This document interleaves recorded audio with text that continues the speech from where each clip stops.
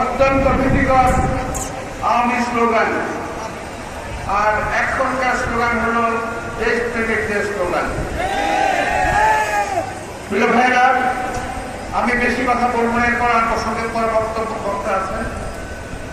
আর আমি এখানে আসার আগেই আমার অনেক শ্রদ্ধা নেতৃবৃন্দ আমাকে বারবার সাবধান করেছেন একটু সামাল দিয়ে তারপরে কি বলে সংস্কারের পক্ষে কথা বলার জন্য। আমি জানি না আমি কবে সংস্কারের পক্ষে বলেছি। আমি কখনো সংস্কার বিরোধী ছিলাম না, নই।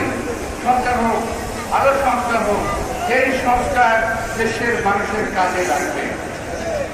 কিন্তু আজকে সকালে পত্রিকায় দেখলাম যে এক দল আমার দেশের রাজনৈতিক নেতৃবৃন্দ সংস্কারের বিরুদ্ধে একসাথে কথা বলেছেন। আবার সে ভাই আছে কথা বলেন না কেন?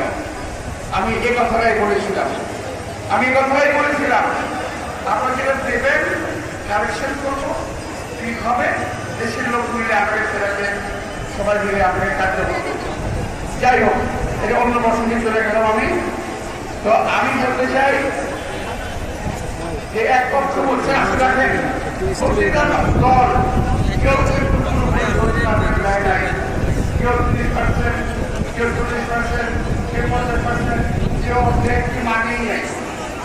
আবার অনেকে বলছেন নির্বাচনই চাই না। তাই আজকের এই তিনটা অনেক কথা বলতে হচ্ছে। আমরা হাসিনার বিরুদ্ধে বহু কথা বলেছি, বহু কথা। আমাদের শুনতে হয় বিএনপি 17 বছরে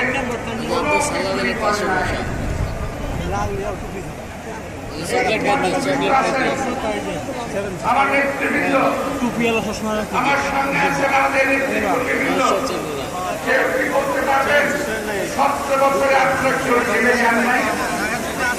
কেউ কি বলতে পারবেন যে বাংলাদেশে এই বিএনপি নেতৃবৃন্দ জেল করে নাই, গ্রেপ্তার হয় নাই? আমার সঙ্গে আপনি নাম বলতে চাই, পুরো নাম বলতে হবে, পুরো মঞ্চটাই গেলেছিল, একসঙ্গে গেলেছিলাম। এমনকি আমাদের নেতা তারেক রহমান পর্যন্ত গেলেছিল। আর আমি আশ্চর্য হয়ে যাই, কিছু ছেলে মেয়ে বলে 17 বছর আপনারা কি করেছেন? আরে 17 বছর আমরা গাছের গোড়ায় পানি ঢেলে গাছের গোড়া নরম করেছি। সেই গাছের